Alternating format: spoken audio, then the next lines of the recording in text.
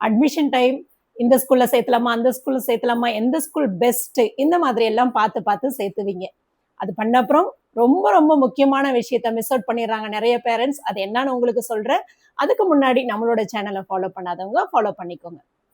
நம்ம எப்பயுமே நம்மளோட குழந்தைய ஃபர்ஸ்ட் ஸ்கூல்ல சேர்த்தும் போதோ இல்ல வேற ஸ்கூல்ல மாத்தணும் அப்படின்னு நினைக்கும் போதோ we look for ஒரு பெஸ்டான ஸ்கூல். நம்ம இருக்கிற ஏரியாவில் எது பெஸ்டான ஸ்கூல், அங்க என்னெல்லாம் எக்ஸ்ட்ரா ஆஃபர் பண்றாங்க, ஒரு ஸ்கூலை விட இன்னொரு ஸ்கூல் எந்த வகையில இன்னும் பெஸ்டா இருக்குது, இந்த மாதிரி எல்லாம் நம்ம கம்பேர் பண்ணி என்கொயரி பண்ணி அங்க இருக்கிற ஆல்ரெடி எக்ஸிஸ்டிங் பேரண்ட்ஸ் கிட்ட நம்ம அதெல்லாம் கேட்டு த பெஸ்ட் அப்படின்றத நம்ம குழந்தைங்களுக்கு கொடுப்போம்.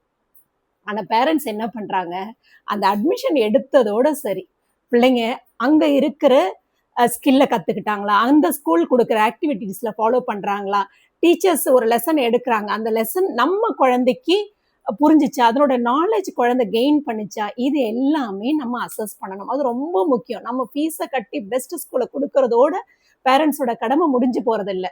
டெய்லியுமே அட்லீஸ்ட் உங்களுக்கு மார்னிங் டைம் கிடைக்கலன்னா ஈவினிங்கோ இல்லை ஈவினிங் டைம் கிடைக்கலன்னா மார்னிங்கோ அம்மா குழந்தையோட கனெக்ட் ஆகணும். அம்மா மட்டும் கிடையாது, அப்பாவும் பிள்ளைங்களோட கனெக்ட் பண்ணி பிள்ளைங்க ஹோம்ஒர்க்கை கம்ப்ளீட் பண்ணியிருக்கிறாங்களா, மற்ற பிள்ளைங்களோட இன்ட்ராக்ட் பண்ணியிருக்காங்களா, குழந்தைங்க கண்ணை பார்த்து உங்களோட கம்யூனிகேட் பண்ணுதா, இதெல்லாம் நம்மளோட கடமை.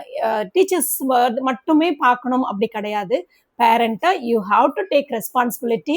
குழந்தையோட கம்ப்ளீட் அசஸ்மெண்ட்டும் உங்களுக்கு தெரிஞ்சிருக்கணும்.